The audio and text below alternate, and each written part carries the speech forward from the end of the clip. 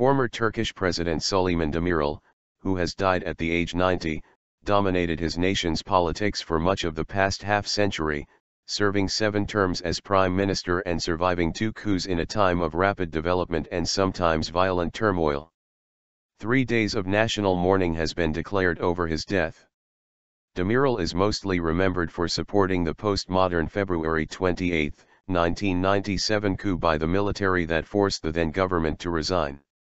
Mr. Demirel, who was conscious until his very last moment, has said goodbye in a peaceful and proud way. His doctor, Aylin Cesur, told reporters outside the Guven Hospital in Ankara in comments broadcast by CNN Turk television. Born to a farming family in the western Turkish province of Isparta in November 1924, Demirel trained as a civil engineer, according to an official government biography. He will be remembered as a politician with an extraordinary stomach for a fight, since he lost his position as prime minister 6 times and returned to lead his country for a 7th time. He believed that his governments of the 1960s and 1970s deserved much of the credit for transforming Turkey from a largely agrarian society into an increasingly industrial and urban one, bringing higher living standards for most Turks. But critics say Demirel symbolized a culture in which power came before principles, and helped entrench patronage and graft. They point to a notorious family photograph in which he was surrounded by relatives and associates from the business world, some of whom were later jailed for corruption. In one of his last public appearances, last October, Demirel said he believed he had paid his debt to the state. Whether it was paid back to the full, that is for the people to decide, he said. My conscience is clear. I dedicated my life to the service of the people and of the state, he said at the inauguration of the Democracy and Development Museum in his birth village of Islamköy, in the southern province of Isparta, honoring his political career. We said, let's save this country from darkness. We took light to the most out-of-the-way villages of Turkey. We took electrical lamps to replace gas lamps, Demirel added. President Recep Tayyip Erdogan said Demirel will be remembered by our beloved people in times to come for the task he took on, the services he brought about, and his political role. Demirel, who served as president from 1993 to 2000, launched his political career after the 1960 military coup that deposed the government of Adnan Menderes. Menderes and 2 cabinet colleagues were executed, and many leading figures in their party were banned from politics, leaving a vacuum on the center-right. Into that gap strode the political unknown Demirel. Trained as an engineer, he had headed a dam building program under Menderes before joining the private sector. At the age of 40, youthful by Turkish political standards, then and now, Demirel was a surprise choice as leader of the newly formed Justice Party, a center-right successor to Menderes' party. The first leading politician from a younger generation that had played no part in the formation of a modern, independent Turkish state after World War I, Demirel came to power with a landslide win in 1965. His populist style, Demirel was known as Sulo the Shepherd because of his village background, and his canny use of Islamic symbolism proved a vote winner in the conservative countryside where most Turks lived. His government had to balance the demands of its rural support base with the need to push the country into the industrial era.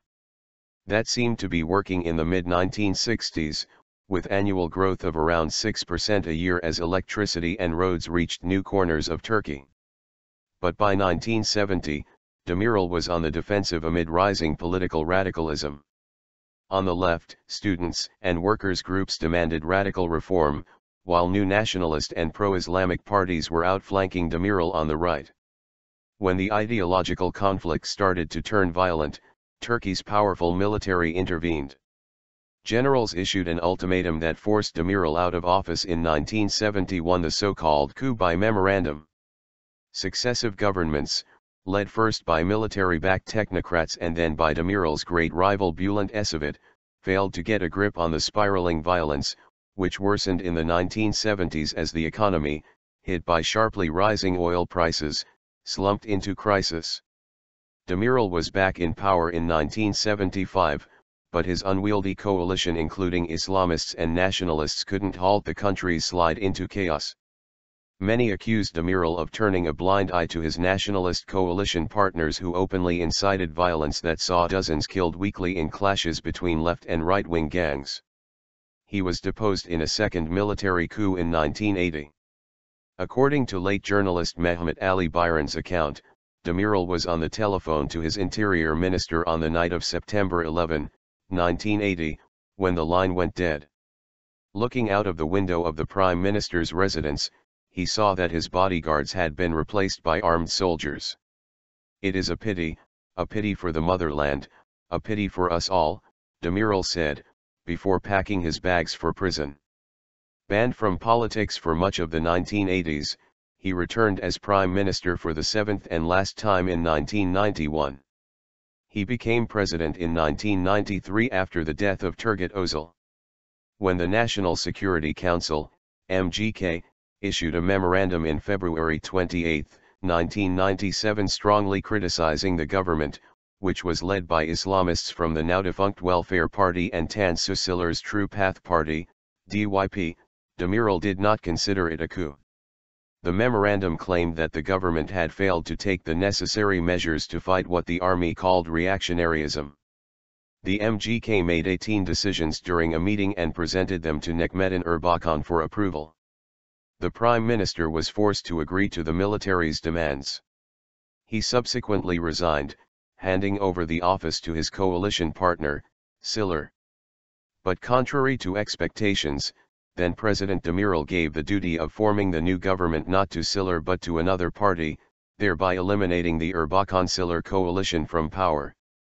Çiller, who spoke to today's Zaman over the death of Demirel, said, "We worked together for so many years and we had many memories with him. We met at his home in the Tuzla district of Istanbul when he was banned from politics. His passion for democracy was the main reason for my taking part in active politics. We had many meetings at the ground floor of the DYP headquarters over how to improve the democratic principles in Turkey." Ahmet Davutoglu, currently interim prime minister as the nation waits for the official results of the June 7 general election before talks to form a coalition government can begin, paid tribute to Demirel. "He was a politician who will always be remembered by the services he has given to our country throughout his long political career," he said on Twitter. Demirel had no children but was known as Baba, or Dad to his fans in Turkey's farming heartland during his years in power. He served as president during a period of unstable coalitions in NATO member Turkey that came to an end when the AK party came to power in 2002. Demirel's wife, Najma Yi, died in May 2013. His own death, on Wednesday, comes with Turkey facing a return to coalition politics after the AK party failed to secure a majority in the June 7 elections. The famous political sayings of Süleyman Demirel. Süleyman Demirel is also famous for his sayings such as, "Roads don't erode by marching," in response to several members of the Justice Party, AP, who asked him to take strict measures to block mass protests taking place in 1968 as a part of worldwide student movements. When a crisis between Turkey and Greece broke out over the rights to the Aegean Sea when Demirel was serving as prime minister, the cabinet had gathered to handle the crisis. Asked by a group of journalists who were waiting for him to make a statement about Greek claims that the Aegean Sea is a Greek lake, Demirel told them, "The Aegean is not either a Turkish lake or a Greek lake. The Aegean is not a lake at all." In another instance, Demirel responded to those who criticized the oil crisis Turkey was suffering by saying, "I certainly didn't drink the oil we don't have." For those who complained about a political deadlock while he was prime minister, Demirel replied, "In democracy solutions are endless." Demirel is mostly defined as one of the most pragmatist politicians that Turkey has ever had, since he came to power 7 times.